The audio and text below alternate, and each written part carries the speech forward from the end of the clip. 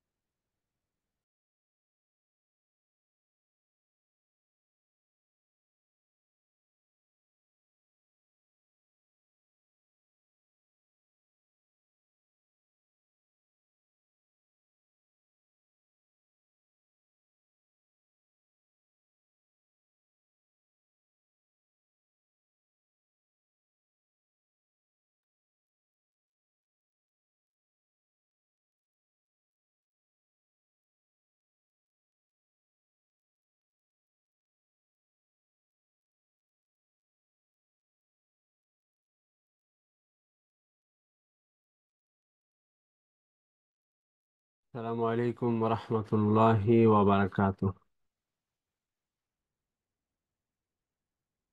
আমাকে কি শুনতে পাচ্ছেন? একটু মেসেজে জানাবেন।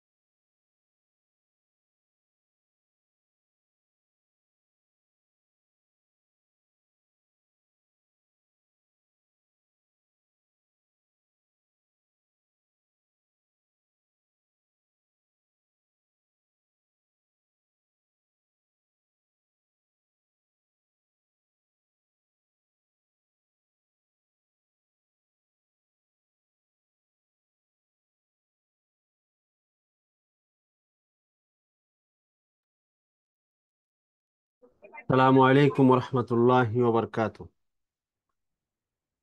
আওয়াজ কি শোনা যাচ্ছে? একটু মেসেজ দিয়ে জানাবেন।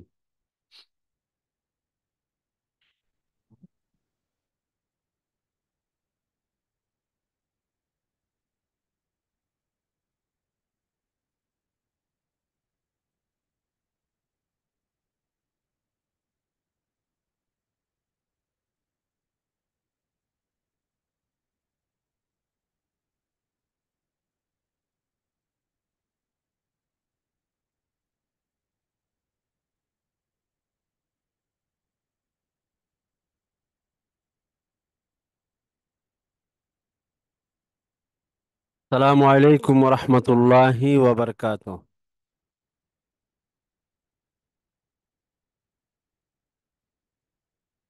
আমাকে কি শুনতে পাচ্ছেন আপনারা? السلام عليكم كيف আচ্ছা, শুনতে পাচ্ছেন, ধন্যবাদ।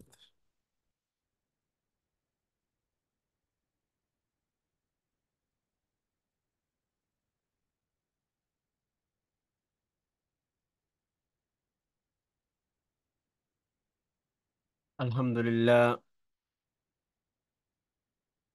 আলহামদুলিল্লাহ নাহমাদুহু ওয়া নাস্তাঈনুহু ওয়া নাস্তাগফিরুহু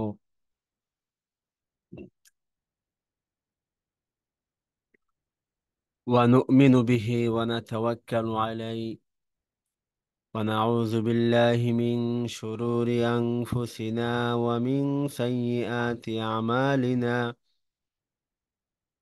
من يهده الله فلا مضل له ومن يضلله فلا هادي له. ونشهد أن لا إله إلا الله وحده لا شريك له. ونشهد أن سيدنا وسندنا وحبيب ربنا وطبيبنا وطبيب قلوبنا ومولانا محمدا عبده ورسوله. أرسله الله بالحق بشيرا ونذيرا وداعيا إلى الله بإذنه وسراجا منيرا. أما بعد فأعوذ بالله من الشيطان الرجيم. بسم الله الرحمن الرحيم. اقرأ باسم ربك الذي خلق. خلق الإنسان من علق. اقرأ وربك الأكرم الذي علم بالقلم. علم الإنسان ما لم يعلم. بارك الله لنا ولكم في القرآن العظيم ونفعنا وإياكم بالآيات والذكر الحكيم.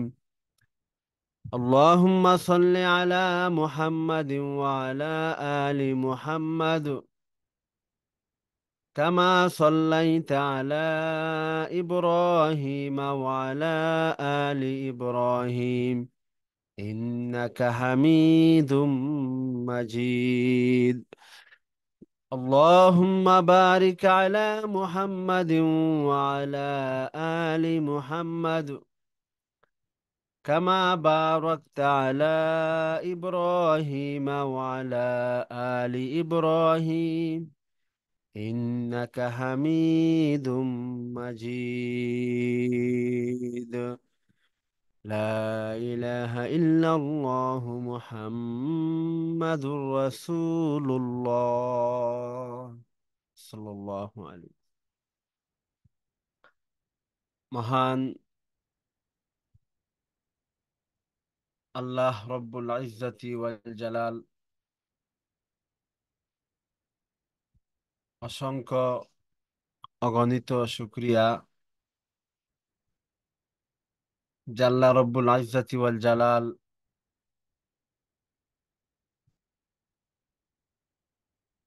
আমাদেরকে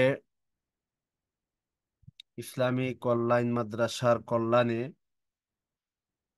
ফাতোয়া ক্লাসে উন্মুক্ত ফিক নিয়ে প্রশ্ন এবং জবাবমূলক ক্লাসে উপস্থিত হওয়ার, আলোচনা বলা এবং শোনার রব্বুল আলামিন রহমতুল লিল আলামিন আমাদেরকে যে তৌফিক দিয়েছেন, এজন্য আমরা সবাই বলবো আলহামদুলিল্লাহ।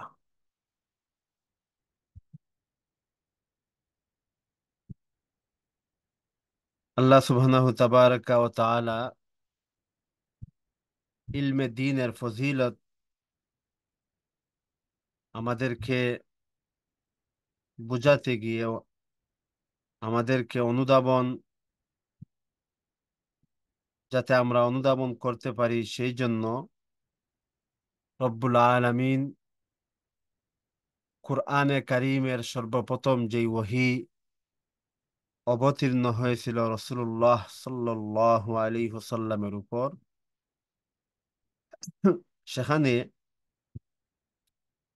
ইলমে ওহীর প্রতি, শিক্ষার প্রতি, কোরআন শিক্ষার প্রতি, হাদিস দিন শিক্ষার প্রতি আল্লাহ সুবহানাহু ওয়া তাআলা সমস্ত মানব জাতিকে উদ্বুদ্ধ করেন। আল্লাহ সুবহানাহু ওয়া তাআলা সূরাতুল আলাক, যে আয়াতটি সর্বপ্রথম বিশ্বনবী হযরত মুহাম্মদুর রাসূলুল্লাহ সাল্লাল্লাহু আলাইহি ওয়াসাল্লামের উপর অবতীর্ণ হয়েছিল, সূরা আলাকের প্রথম 5টি আয়াত, ইকরা বিসমি রাব্বিকাল্লাযী খালাক। হে নবী মুহাম্মদ, তুমি পাঠ করো তোমার প্রতিপালকের নামে, আল্লাযী খালাক, যিনি তোমাকে সৃষ্টি করেছেন। খালাকাল ইনসানা মিন আলাক, আল্লাহ রব্বুল ইজ্জত মানুষকে সৃষ্টি করেছেন আলাক হতে।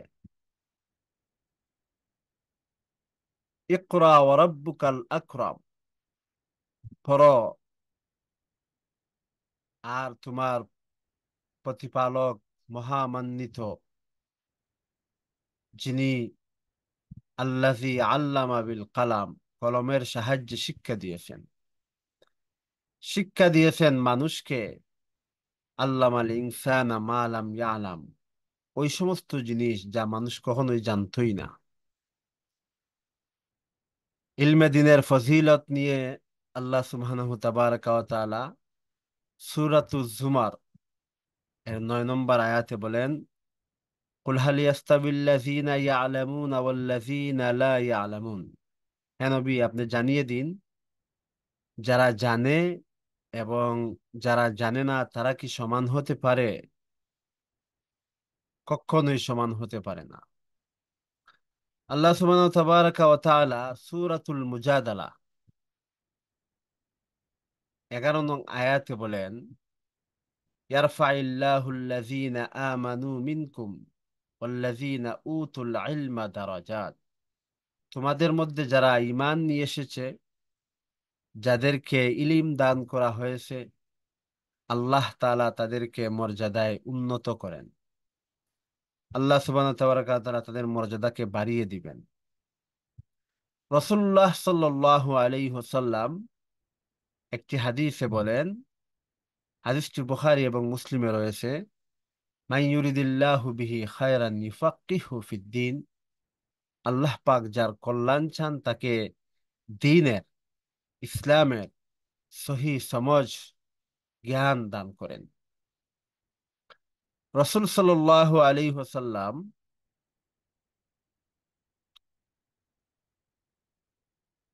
অন্য একটি হাদিসে আরো স্পষ্ট বলেন, হাদিসটি সহি মুসলিমে রয়েছে, মান সালাকা তরিকান ইয়ালতামিসু ফিহি ইলমান সাহহালাল্লাহু লাহু বিহি তরিকান ইলাল জান্নাহ।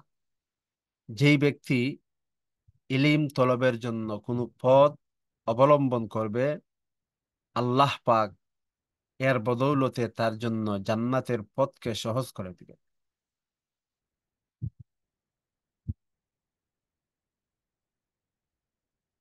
রাসূলুল্লাহ সাল্লাল্লাহু আলাইহি ওয়াসাল্লাম অন্য একটি হাদিসে বলেন, হাদিসটি তিরমিজি শরীফে রয়েছে, মান খারাজা ফি তালাবিল ইলমি ফাহুয়া ফি সাবিলিল্লাহি হাত্তা ইয়ারজিয়া।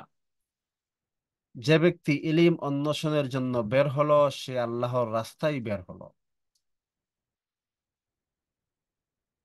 সে আল্লাহর রাস্তায় বের হলো যতক্ষণ না সে ফিরে আসবে।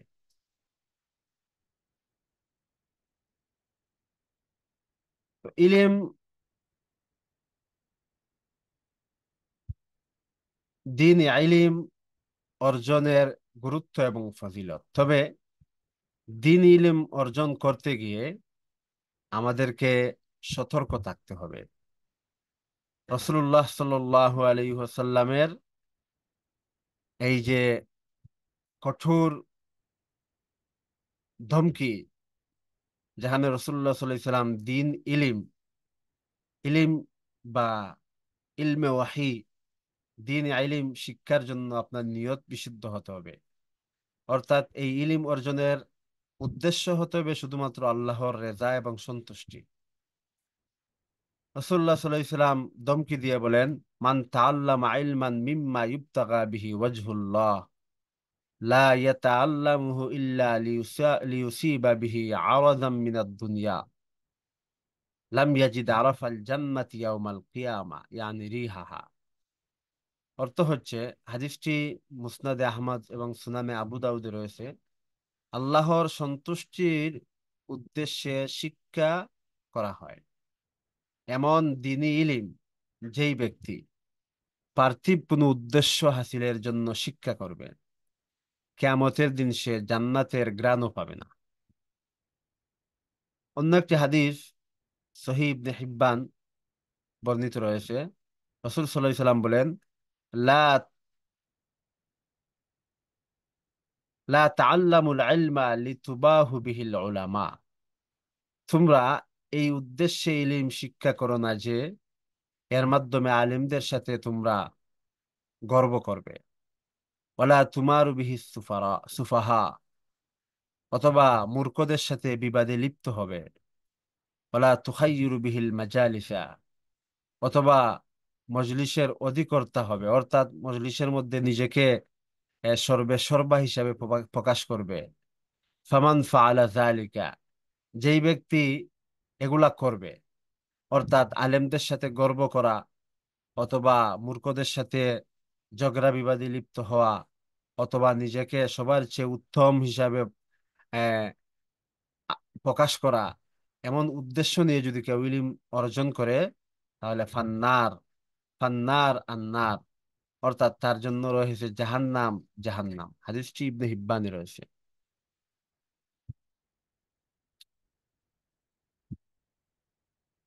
তো ইলিম কিভাবে আমরা অর্জন করব? রাসূল সাল্লাল্লাহু আলাইহি সাল্লাম হাদিসের মধ্যে বলেন, ইন্নামাল ইলমু বিত্তাআল্লুম। সহিহ বুখারীর মধ্যে রয়েছে, ইন্নামাল ইলমু বিত্তাআল্লুম। ইলিম হাসিল করতে হবে শেখা এবং শেখানোর মাধ্যমে, শিক্ষাদানের মাধ্যমে।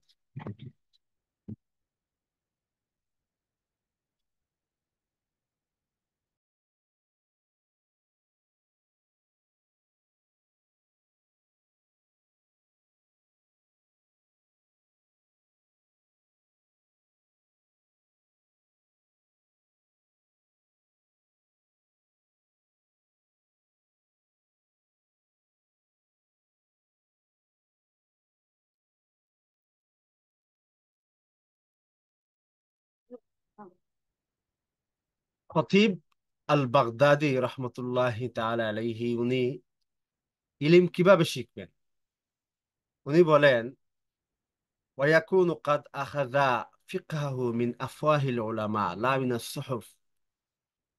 ইলিম, তালিবুল ইলিম দিনের বুঝ এবং সমঝ আলেমদের জবান থেকেই গ্রহণ করবে, বই পুস্তক থেকে নয়।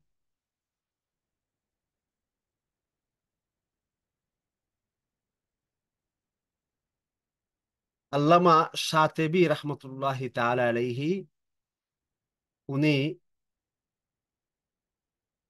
উনার কিতাব আল মুআফাকাত, ওই কিতাবের মধ্যে লেখেন, ইন্নাল ইলমা কানা ফি সুদুরি রিজাল। আহলে ইলিম, অর্থাৎ ইলিম প্রথমে আহলে ইলিমদের বুকের মধ্যেই সংরক্ষিত ছিল। সুম্মা ইন্তাকালা ইলাল কুতুব, পরবর্তীতে তা পুস্তকে চলে, কিতাবের মধ্যে চলে এসেছে। ওয়াসারাত মাফাতিহু বিআইদি রিজাল, কিন্তু কিতাবের মধ্যে চলে আসলেও এখন পর্যন্ত ওই ইলিমের চাবি ওই আহলে ইলিমদের নিকট, অর্থাৎ বিজ্ঞজন, ইসলামিক জ্ঞানে যাদের পাণ্ডিত্য রয়েছে তাদের হাতেই রয়ে গেছে। এই জন্য আমরা ইলিম শিখবো উস্তাদের কাছ থেকে।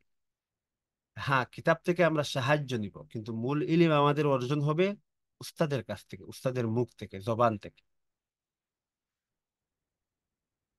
সহি মুসলিমে আহ ইবনে সিরিন রহমতুল্লাহি তাআলা আলাইহি, উনি বলেন, ইন্না হাযাল ইলমা দীনুন ফানজুরু আম্মান তাখুযুনা দীনাকুম। এই ইলিম হচ্ছে দিন, সুতরাং দেখে নাও কার কাছ থেকে তোমরা তোমাদের দিনকে গ্রহণ করবে।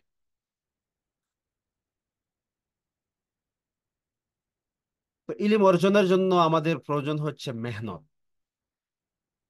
আব্দুল্লাহ ইবনে মাসউদ রাদিয়াল্লাহু তাআলা আনহু বলেন, ইন্না আহাদাকুম লাম ইউলাদ আলিমা, তোমাদের কেউই আলিম হয়ে জন্ম লাভ করেনি। ওয়া ইন্নামাল ইলমু বিত্তাআল্লুম, ইলিম তো হাসিল হবে শিক্ষার মাধ্যমে।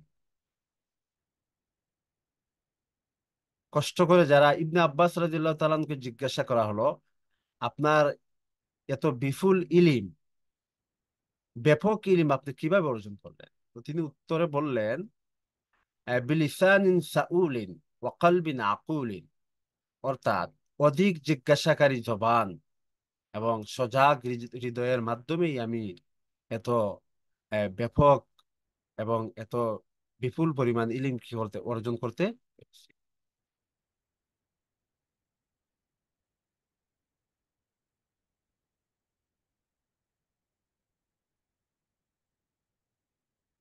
ইলিম অর্জন করতে গিয়ে আমাদেরকে দুইটি জিনিস, একটি হচ্ছে লজ্জা এবং একটি হচ্ছে অহংকার, এই দুটিকেই আমাদের পরিত্যাগ করতে হবে। লজ্জাও পরিত্যাগ করতে হবে এবং অহংকারকে পরিত্যাগ করতে হবে।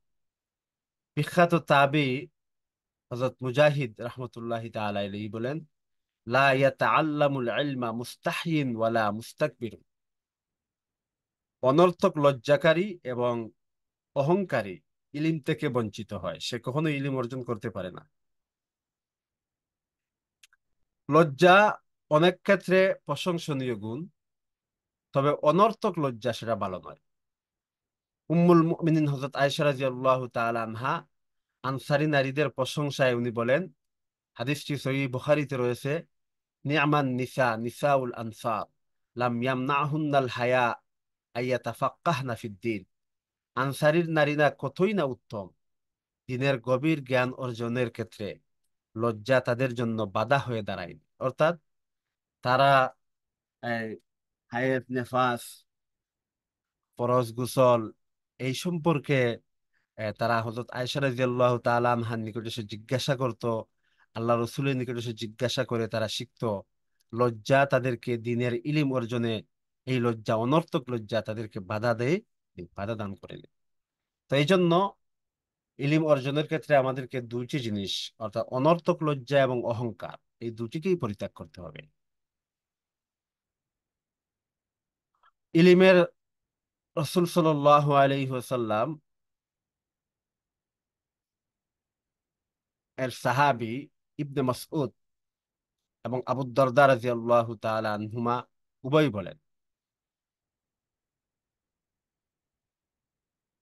যে কুন আলিমান আও মুতাআল্লিমান, তুমি আলিম হও, আও মুতাআল্লিমান অথবা ছাত্র হও, আও মুহিব্বান অথবা আলিমদেরকে মহব্বতকারী হও, আও মুত্তাবান অথবা আলেমের অনুসারী হও, ওয়ালা তাকুনিল খামিসা, তুমি পঞ্চম ব্যক্তি হইও না, ফাতাহলিকা, তুমি ধ্বংস হয়ে যাবে।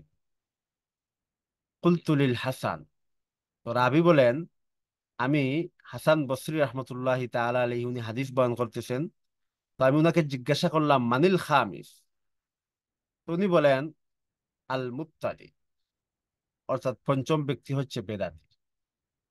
তো আল্লাহ সুবহানাহু ওয়া তাবারাকা ওয়া তাআলা আমাদেরকে এই দ্বীনের ইলম অর্জন করার, আল্লাহ সুবহানাহু ওয়া তাবারাকা ওয়া তাআলা আমাদের সবাইকে তৌফিক দান করুক। এই ইলম হচ্ছে ওয়ারাসাতুল আম্বিয়া, ইন্নাল উলামা ওয়ারাসাতুল আম্বিয়া, ইন্নাল আম্বিয়া লাম ইউরিসু দিনারা ওয়ালা দিরহামা, ইন্নামা ওয়ারাসুল ইলম ফামান আখাযাহু আখাযা বিহাজ্জিন ওয়াফির। অর্থাৎ আলেমগণ হচ্ছে নবীদের ওয়ারিস। হাদিসটি সুনানে ইবনে মাজাতে বর্ণিত রয়েছে, ইন্নাল আম্বিয়া লাম ইউরিসু দিনারা ওয়ালা দিরহামা। আর নবীগণ দিনার দিরহামের অর্থ সম্পদের ওয়ারিশ বানিয়ে যান না। ইন্নামা ওয়ারাসুল ইলম, তারা ওয়ারিশ বানিয়ে যান ইলিমের। ফামান আখাযাহু আখাযা বিহাজ্জিন ওয়াফির, সুতরাং যেই ব্যক্তি তা গ্রহণ করবে সে বিরাট অংশ গ্রহণ করবে। তো আল্লাহ পাক রব্বুল আলামিন আমাদের সবাইকে দ্বীন ইলম, ইলমে ওয়াহি অর্জনের আল্লাহ সুবহানাহু ওয়া তাবারাকা ওয়া তাআলা তৌফিক দান করুন। আমি আপনাদের সামনে তালিবুল ইলমের প্রশংসা করে রাসূলুল্লাহ সাল্লাল্লাহু আলাইহি ওয়াসাল্লাম একটি হাদিস বর্ণনা করছেন। হাদিসটি সহিহ জামে তিরমিজি, সুনান তিরমিজিতে বর্ণিত রয়েছে যে তালিবুল ইলমের কি মর্যাদা আল্লাহর নিকট।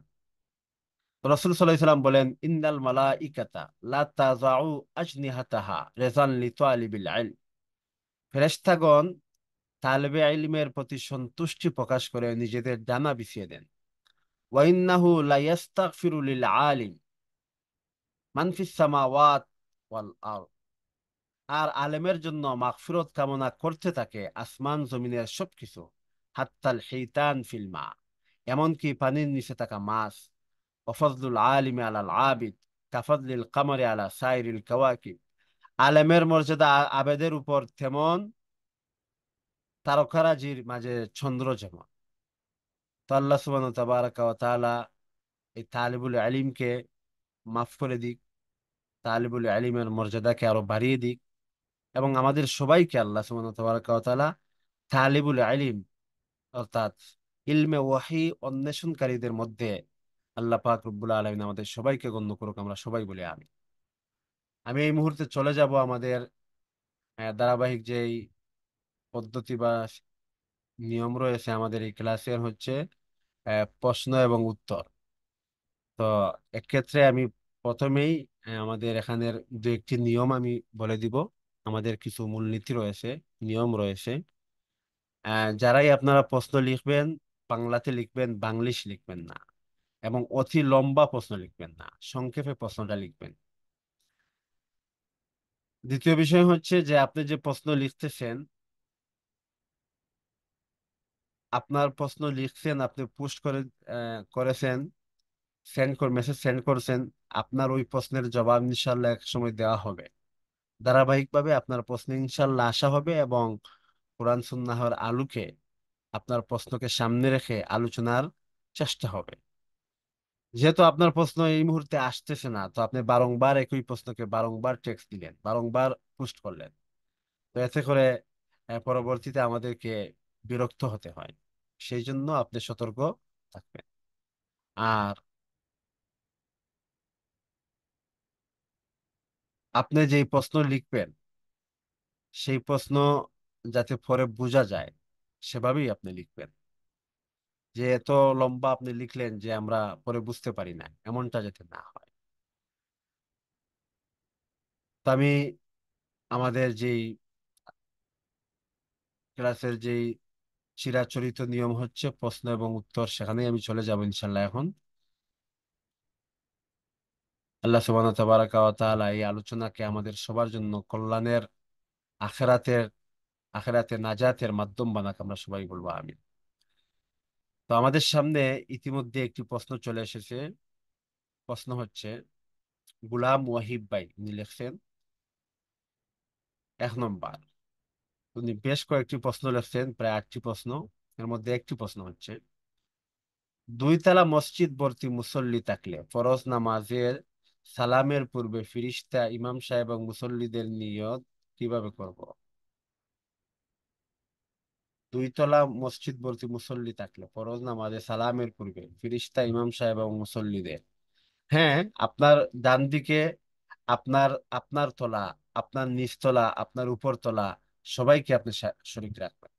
এবং বাম দিকে আপনি যেই তলাতে আছেন সেই তলার লোকজন, উপর তলার লোকজন, নিচ তলার লোকজন, সবাইকে আপনি নিয়তে রাখবেন। দ্বিতীয় প্রশ্ন, খাওয়া গ্রহণের পূর্বে পানি পান করা, মাঝে মাঝে পানি পান করা এবং খাওয়া শেষ হওয়ার সাথে সাথে পানি পান করা,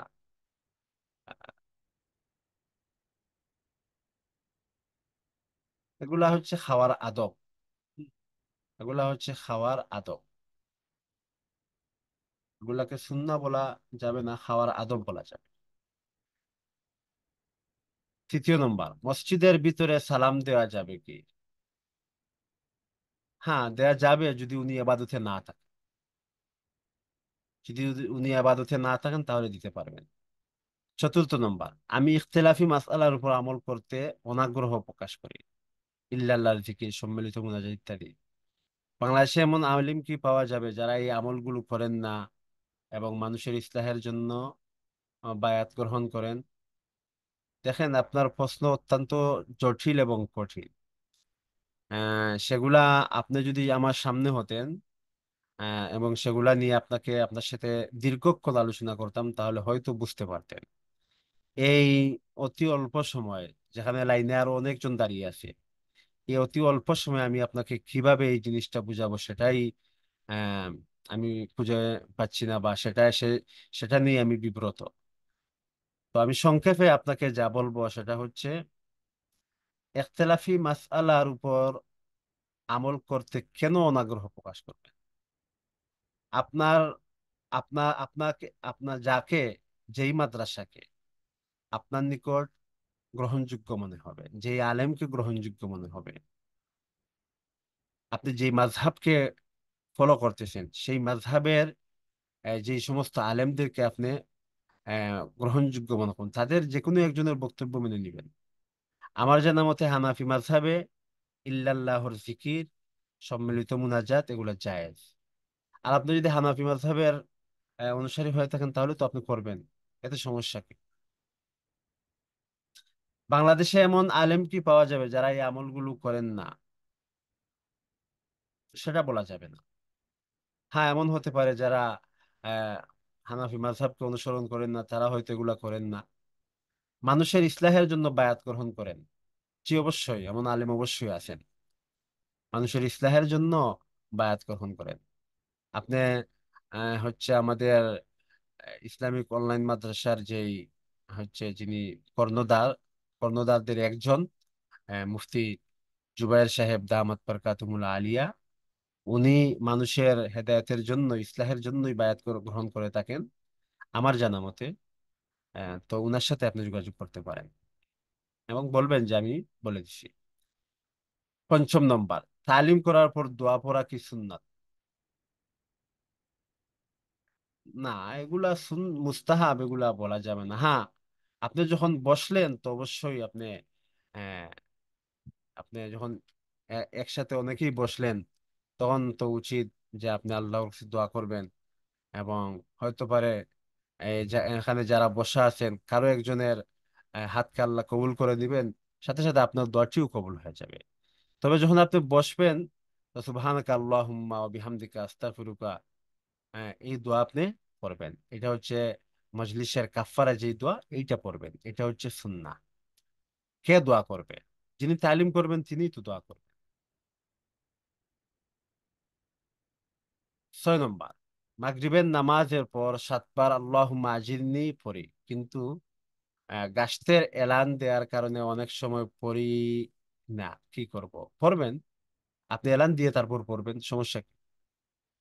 7 নম্বর, ফরজ নামাজের পর এলান দিলে কি মাকরু হবে না, যেহেতু আল্লাহুম্মা আনতাস সালাম পর্যন্ত অপেক্ষা করা যাবে?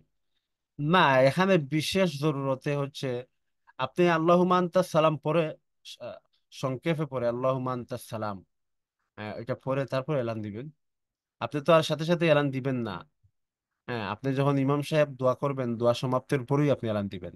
তো ইমাম সাহেব দোয়া করতেছেন, আপনি আল্লাহুম্মা আনতাস সালাম বলবেন, তারপর এলান দিবেন। 4 নম্বর, সিজদা রুকুতে তাসবিহ পাঠ, সানা, তাউজ, বিসমিল্লাহ পড়া, এগুলা হচ্ছে সুন্নাহ।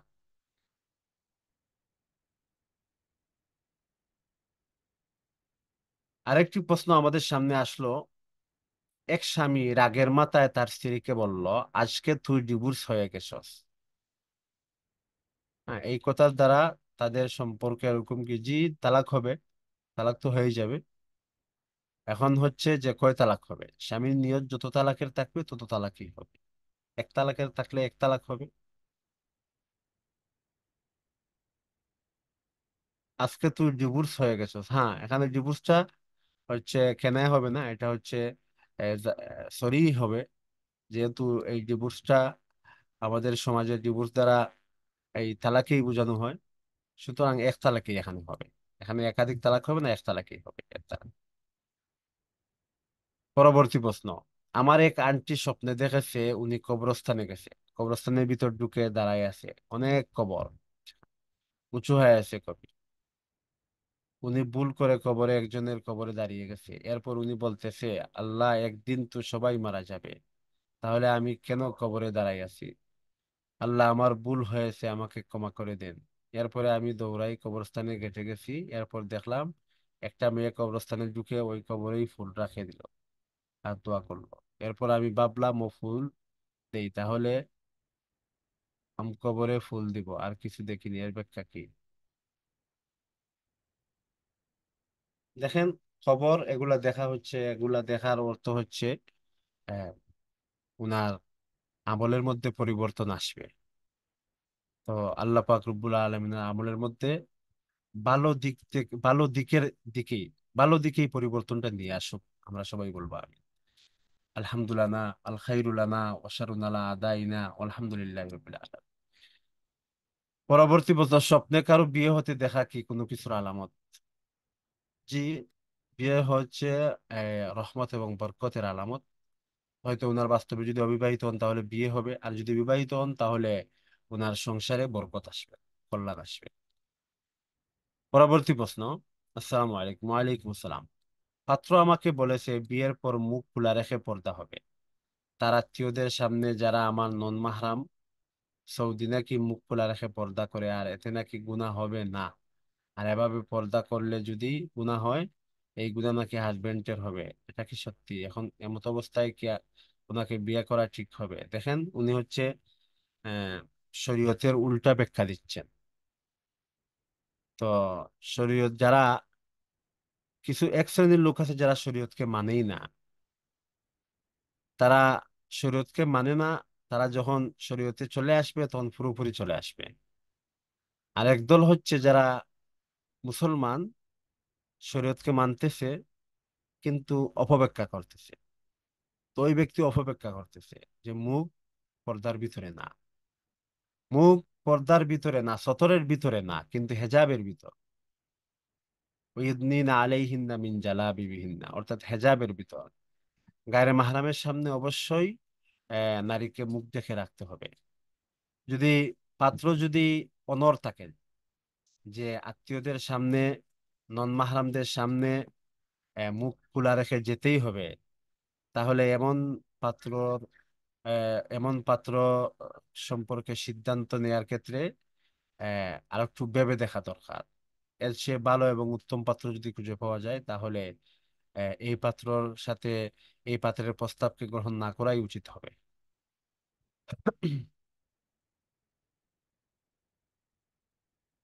পরবর্তী প্রশ্ন।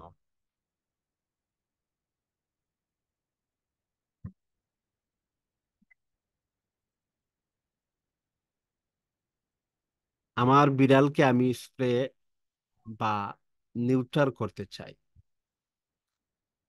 কারণ ওর বাবু হবে এর জন্য। কেননা আমি দুইটা বিড়াল পালি, আমার পক্ষে আর বিড়াল পালা সম্ভব না। আর ও এখানে সেখানে শিস করে দেয়, ওয়াশ করতে হয় প্রতিদিন। এখন কি ওকে স্প্রে বা নিউট্রাল করা আমার জন্য জায়েজ হবে? জি, জায়েজ হবে। আর আমার বিড়ালগুলি অনেক ভীতু, ওরা যদি বাহিরে বের হয় ওদেরকে বাহিরে বিড়ালরা মেরে কেটে ফেলে। আর আপু যদি ওদের বাবু হয়, ওই বাবুগুলোকে কেউ যদি যে কেউ কাউকে দিব, এমন কেউ আমার পরিচিত নেই। আর আমার দুইটা বিড়ালই মেয়ে। যে আপনি নিউটার করাতে পারবেন, হ্যাঁ, এতে কোনো সমস্যা হবে না। পরবর্তী প্রশ্ন। আসসালামু আলাইকুম। ওয়ালাইকুম আসসালাম, সম্মানিত উস্তাদ। আহ আমি আলহামদুলিল্লাহ বাহিরে গেলে বুরকা এবং হিজাব পরি, তবে আমি নেকাব পরি না।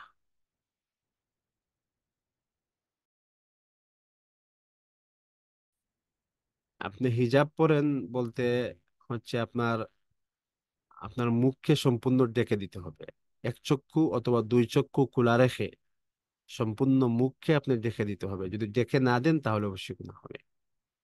দ্বিতীয় প্রশ্ন। জন্মদিন, বিবাহ বার্ষিকী, মৃত্যু বার্ষিকী এসব পালন করা কি ইসলামের জায়েজ? না, এগুলা সম্পূর্ণ বিদআত এবং হারাম। তৃতীয় প্রশ্ন। আমি ইচ্ছাকৃতভাবে ভুলবশত অনেক সময় অনেক বেশি অপচয় করে থাকি, আমি অপচয়তা কিভাবে দূর করতে পারি? আহ এজন্য আপনি আল্লাহর কাছে সাহায্য চান, এবং এই অপচয় থেকে বেঁচে থাকার জন্য প্রথমে আপনাকে নিয়ত করতে হবে। আপনাকে ওই নিয়ত করতে হবে যে আমি অবশ্যই এই অপচয় থেকে অবশ্যই আমি বেঁচে থাকতে চাই, আমি এই অপচয়ে যাব না। আর মার্কেটে বা বাজারে বেশি যাবেন না। যখন যাবেন টাকা সাথে নিবেন না। যতটুকু প্রয়োজন অন্যর মাধ্যমে বা নিজে গিয়ে নিয়ে আসবেন। আর আল্লাহর কাছে সাহায্য চাইবেন যে আল্লাহ, আমি অপচয় থেকে বেঁচে থাকতে চাই। আল্লাহ যদি আপনাকে তৌফিক দেন, তাহলে অবশ্যই আপনি অপচয় থেকে বেঁচে থাকতে পারবেন। এজন্য আপনাকে আল্লাহর কাছ থেকে সাহায্য নিতে হবে।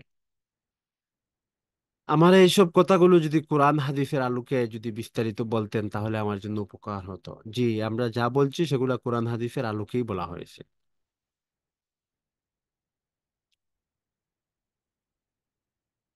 পরবর্তী প্রশ্ন। কেউ যদি আমার পাশে বসে সবার সামনে মিথ্যা বলে, আমি যদি তার সত্যিটা জানি এবং তাকে সবার সামনে বলি যে এটা তো মিথ্যা, সত্য কথাটা যদি আমি বলে দেই, তাহলে কি পাপ হবে আমার? না, পাপ হবে না।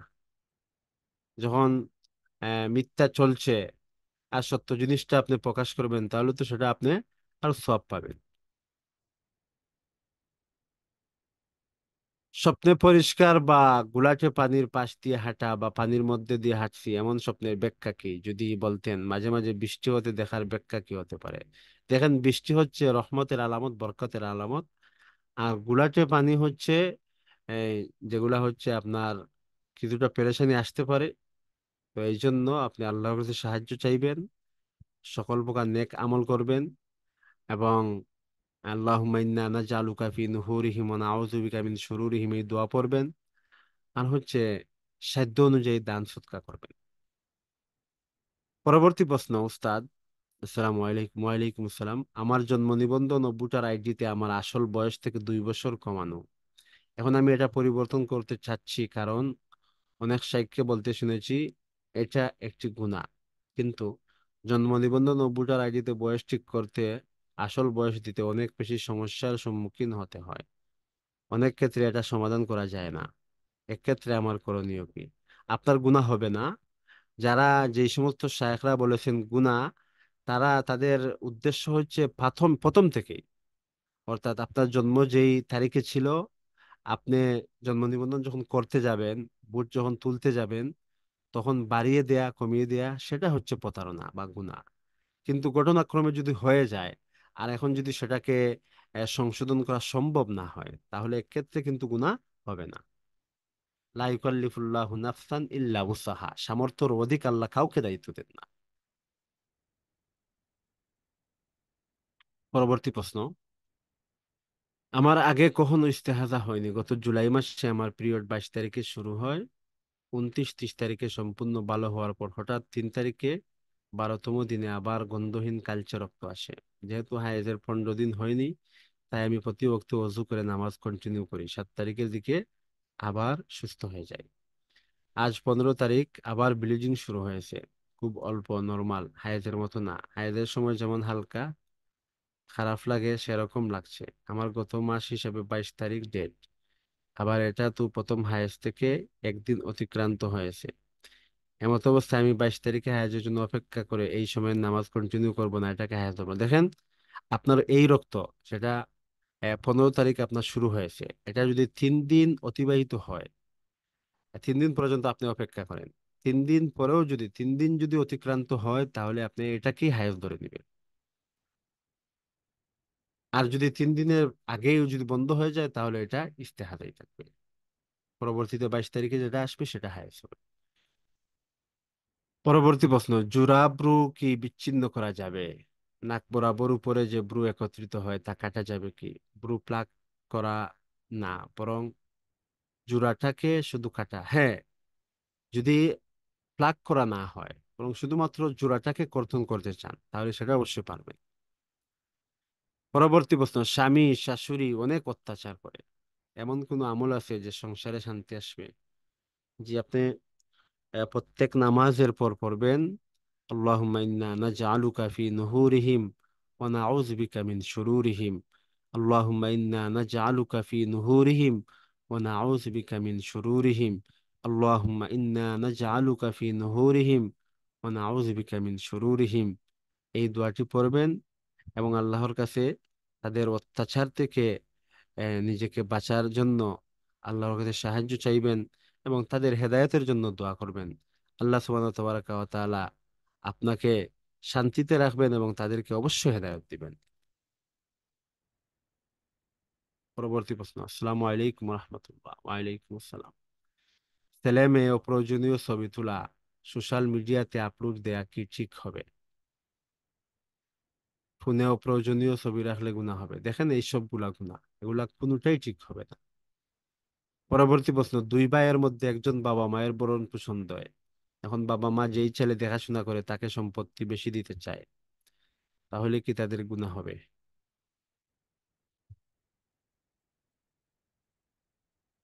দেখেন, উচিত ছিল এটা যে দুই ভাইয়ের উভয়, দুনু ভাই সমানভাবে মা এবং বাবাকে দেখাশোনা করবে, ভরণ পোষণ দিবে।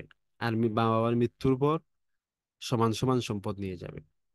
যেহেতু এক ভাই সে দেখাশোনা করতেছে আর অন্যজন দেখাশোনা করতেছে না, তো এমত অবস্থায় বিধান হচ্ছে যে বাবার যদি সম্পদ থাকে, তাহলে বাবার সম্পদ বিক্রি করে বাবা ওনার ভরণ পোষণ নিজে চালাবেন। কিন্তু এক্ষেত্রে যদি একজন ভাই এগিয়ে আসে যে বাবা, আপনার সম্পদ বিক্রি করার কোনো প্রয়োজন নেই, আমি আপনাকে ভরণ পোষণ দেব, তাহলে এই ভরণ পোষণ বাবদ এই অতিরিক্ত ওই বাবা মা এবং মা যদি ওই ছেলেকে দিয়ে দেয়, যেই ছেলে তাদেরকে ভরণ পোষণ দিচ্ছে, তাহলে এক্ষেত্রে ওই বাবা মার কি হবে না, গুনাহ হবে না। আরবি ক্যালিগ্রাফি বা কোরআনের আয়াত করে টাঙিয়ে রাখা যাবে কি? যাবে অবশ্য, কিন্তু ফুকাহায়ে কেরাম কিতাবের মধ্যে লিখেন যে এমন স্থানে কোরআন লেখা যাবে না যেখান থেকে কোরআনকে অবমাননা করা হয়ে থাকে। কোরআন অবমাননা অনেকভাবে হতে পারে। যেমন কোরআনের ওই আয়াতে লেখা রয়েছে আহাল্লাল্লাহুল বায়া ওয়া হাররামার রিবা, কিন্তু যেই করে ওই ক্যালিগ্রাফি ওখানে বসেই বেটা বেচারা সুদের হিসাব করতেছে, ওখানে কোরআনের আয়াতকে অবমাননা করা হচ্ছে। এইভাবে কোরআনের ওই সমস্ত বিধিবিধানমূলক যে আয়াতগুলা রয়েছে, সেই আয়াতের নিচে বসে তারা ওই আয়াতের উল্টো কাজ করতেছে। এক্ষেত্রে কিন্তু কোরআনকে বিদ্যাঙ্গুলি দেখানো হচ্ছে।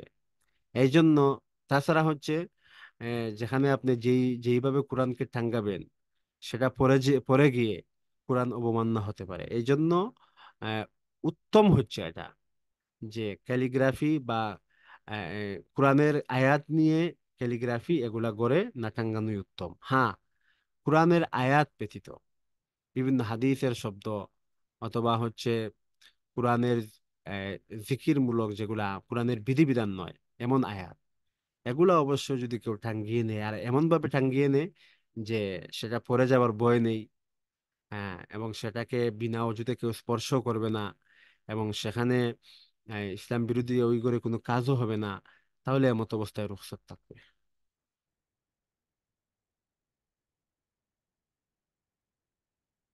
পরবর্তী প্রশ্ন। আমি স্বপ্নে প্রায় সাপ দেখি, বেশ বড় বড় সাপ, তবে সেগুলো আমাকে কামড় দেয় না। এরকম বারবার দেখি, এর ফলে আমার স্বাভাবিক জীবন কিছুটা বাধাগ্রস্ত হচ্ছে। আমি হাঁটাচলা করলেও মনে হয় সাপ বসে আছে পাশে। উস্তাদ, আমি এরকমটা কেন বারবার দেখছি? ইদানিং আমার দৈনন্দিন আমলেও কেন জানি অনাগ্রহ তৈরি হচ্ছে। আমার জন্য দোয়া করে দিন, দয়া করে। আল্লাহ আপনাকে আপনার ইমান এবং আমলের মধ্যে তারাক্কি এবং বারাকা দান করুক, আমিন। হচ্ছে যে সাপ দেখার অর্থ হচ্ছে বড় বড় সাপ আপনার আশপাশে আহ, কেউ একজন অথবা একাধিক জন আপনাকে হিংসা করতেছে। তো তারা আপনার ক্ষতি করার চেষ্টা করতেছে, কিন্তু যেহেতু সাপ আপনাকে কামড় দেয়নি, তাই তারা এখন পর্যন্ত আপনার কোনো ক্ষতি করতে পারেনি। এই জন্য আপনি সর্বদা পড়বেন আল্লাহুম্মা ইন্না নাজআলুকা ফি নুহুরিহিম ওয়া নাউযু বিকা মিন শুরুরিহিম। আল্লাহুম্মা ইন্না নাজআলুকা ফি নুহুরিহিম ওয়া নাউযু বিকা মিন শুরুরিহিম। এই দোয়া পড়তে থাকবেন এবং তাহাজ্জুদের নামাজ পড়বেন। 5 ওয়াক্ত ফরজ নামাজ তাকবীরে উলার সাথে জামাতের সাথে পড়বেন, এবং হচ্ছে সুন্নাহ এবং নফলগুলো আদায় করবেন, আর সামর্থ্য অনুযায়ী দান সদকা করবেন। ইনশাল্লাহ আপনার কোনো ক্ষতি হবে না। দোয়াটা কেউ লিখে দিতে পারবেন? কোন দোয়া? পরবর্তী প্রশ্ন। আমার আব্বা মৃত, আমি অবিবাহিত। কিছুদিন আগে স্বপ্নে দেখি আব্বার মাথায় অনেক উকুন, আমি বেঁচে মারতেছি। এর ব্যাখ্যা কি? তো এখানে ব্যাখ্যা আপনাকে আপনার জন্য জানা না জানাই উচিত। আপনি এক কাজ করবেন যে হচ্ছে আপনার বাবার জন্য কিছু দান সৎকার করবেন, ইসারে সব করবেন আপনার বাবার জন্য। পরবর্তী প্রশ্ন। স্বামীকে নিজের বশে রাখার জন্য শাশুড়ি স্বামীকে তাবিজ করলে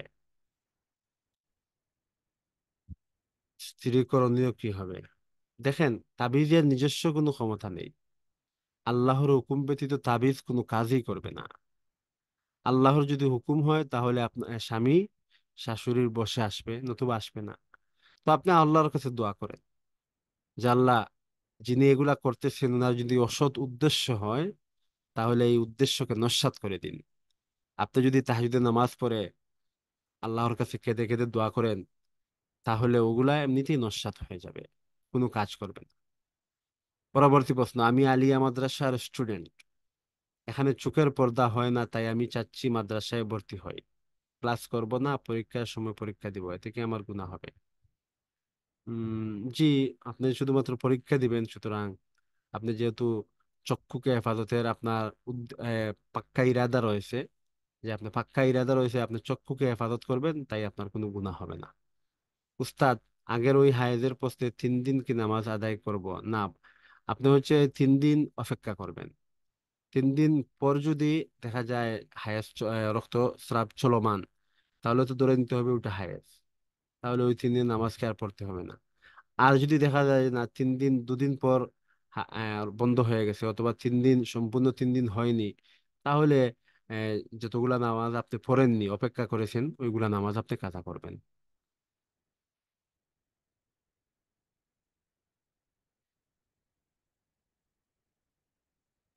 স্বামী বলে নাই যে তোকে ডিভোর্স দিয়েছি, বরং বলেছে তুই ডিভোর্স হয়ে গেছস।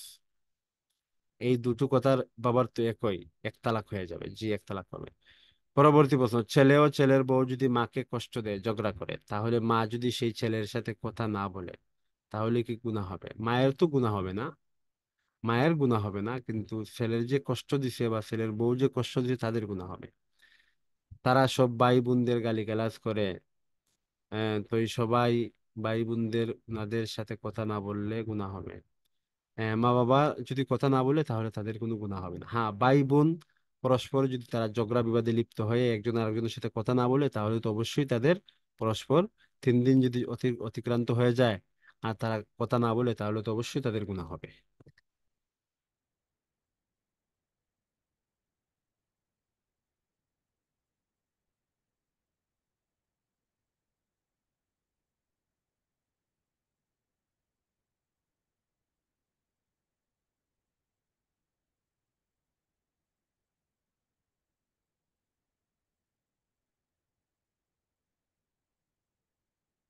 আরেকটি প্রশ্ন আমাদের সামনে চলে আসলো। উস্তাদ, আমি এই বছর জুন মাসে স্বপ্নে দেখেছিলাম, যা জুলাই মাসে সত্য হয়ে গেছে। আমি স্বপ্নে আমার এলাকা দেখেছি, যেখানে দেখেছিলাম এলাকায় কারেন্ট নেই, প্রচুর অন্ধকার। আমার মা বাইরে গিয়েছে দোকান থেকে কিছু আনতে, আমি অনেকক্ষণ ফোন করেও আম্মুকে পাইনি, কারণ মোবাইল নেটওয়ার্ক নেই। চারপাশে প্রচুর আর্মি এবং বিজিবির পোশাক পরা অস্ত্র সজ্জিত লোক, তারা একাধারে গুলি করছে এবং সবাই এই রাতের অন্ধকারে যার যার মতো ছুটে প্রাণ বাঁচানোর চেষ্টা করছে। আমি এই স্বপ্ন দেখার পর প্রচুর ভয় পেয়ে যাই। এই স্বপ্ন বলতে পারি না। আমি আমার মা এবং আরেকজনকে এই স্বপ্নের কথা জানাই, তারা উত্তর দেয় যে আমি বোধহয় বেশি দুশ্চিন্তা করছি, অথবা মোবাইলে এমন কিছু দেখেছি তাই এমন হয়েছে। অথচ আমি দুশ্চিন্তা করছিলাম না, মোবাইলে এমন কিছু দেখিও নাই। এসব কিছু জুলাই মাসের 17 তারিখ থেকে আমাদের এলাকায় শুরু হয়। আমার স্বপ্ন হুবহু মিলে যায়। আলহামদুলিল্লাহ, আমি এবং আমার পরিবার সুরক্ষিত আছি। কিন্তু আমি জানতে চাই, আমার সাথে এমন কেন হলো? আমি প্রায় এমন ধরনের স্বপ্ন দেখি যা পরবর্তীতে সম্পূর্ণ অথবা আংশিক সত্য হয়। জি অবশ্যই। এটা তো যত কিয়ামত যত নিকটবর্তী হবে, কিয়ামত যত নিকটবর্তী হবে, তত আহ ইমানদারের স্বপ্ন, হ্যাঁ, ইমানদারের স্বপ্ন অবশ্য সত্যি হয়। তো আপনি স্বপ্ন দেখছেন বা অনেক সময় স্বপ্ন দেখেন যেগুলা পরবর্তীতে সম্পূর্ণ অথবা আংশিক সত্য হয়, তো এগুলা আর কাউকে বলবেন না, এগুলা ভালো। আলহামদুলিল্লাহ, আল্লাহ পাক রব্বুল আলামিন আপনার ইমান এবং আমলের মধ্যে বারাকা দান করুক, আমরা সবাই বলবো আমিন। পরবর্তী প্রশ্ন, উস্তাদ, এক নারীর জন্য অনেকগুলো জীবন বিভিন্ন কষ্টের মধ্যে দিয়ে যাচ্ছে, যারা কষ্ট পাচ্ছে তারা কি মাজলুম হবে? আর মাজলুম হিসেবে তারা বদদুয়া করতে পারবে? জি, যারা কষ্ট পাবে তারা মজলুম। আর মজলুমের জন্য যদি সে দোয়া করে এবং দোয়াতে সে অতিরঞ্জিত না করে, তাহলে এই বদদোয়া তো অবশ্যই তার লগে তার জন্য জায়েজ। কিন্তু অতিরঞ্জিত বদদোয়া, যেমন কেউ আপনাকে 10 টাকার জুলুম করলো আর আপনি তাকে বদদোয়া দিয়ে দিলেন 1000 টাকা, তাহলে তো সেটা জায়েজ হবে না।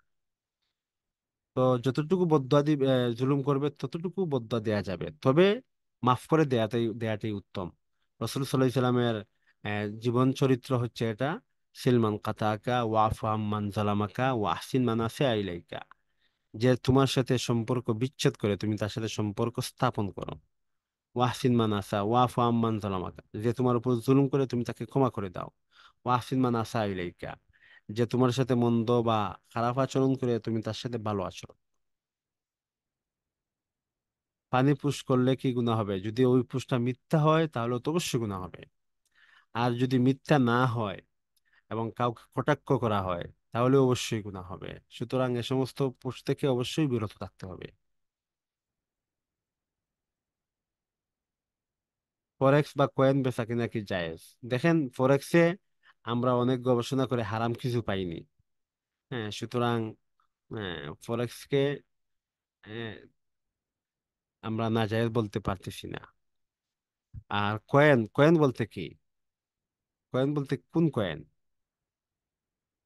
যদি বিদেশি কোনো মুদ্রা হয়ে থাকে তাহলে সেই মুদ্রাকে বেচা কিনা করা অবশ্যই জায়েজ হবে।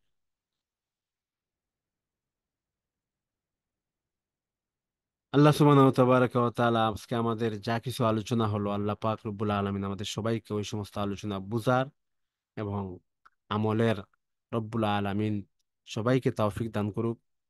আর হচ্ছে আমাদের এই ক্লাস প্রতি মাসের 15 এবং 30 তারিখে হয়। যদি মাস 30 হয়, 29 হয় তাহলে 29 তারিখ হবে। 28 মাস যদি 28 হয় তাহলে 28 তারিখে হবে। তো আমাদের এই ক্লাস প্রতি মাসের 2 দিন হয়ে থাকে, 15 এবং 30 তারিখে রাত 9টায়। তো ইনশাল্লাহ আজকে আমাদের উপস্থিতি অত্যন্ত নগণ্য ছিল। ইনশাল্লাহ আগামী ক্লাসে আপনারা যারা উপস্থিত হতে পেরেছেন আজকে, আপনারা উপস্থিত হবেন, বন্ধু বান্ধব আত্মীয় স্বজন সবাইকে নিয়ে উপস্থিত হবেন, এবং যা কিছু আপনি জানলেন বা শিখলেন সেগুলা নিজের মধ্যে সীমাবদ্ধ না রেখে অন্যর কাছেও পৌঁছিয়ে দিবেন। আল্লাহ পাক রব্বুল আলামিন আমাদের আজকের এই বসাকে, বলাকে, শোনাকে, জানাকে, বুঝাকে, সবকিছুকে আল্লাহ পাক যেন কাল কিয়ামতের ময়দানে আমাদের সবার জন্য নাজাতের উসিলা বানান। আমরা সবাই বলবো আমিন। ওয়া আখিরু দাওয়ানা আনিল হামদুলিল্লাহি রাব্বিল আলামিন। আসসালামু আলাইকুম ওয়া রাহমাতুল্লাহি ওয়া বারাকাতুহু।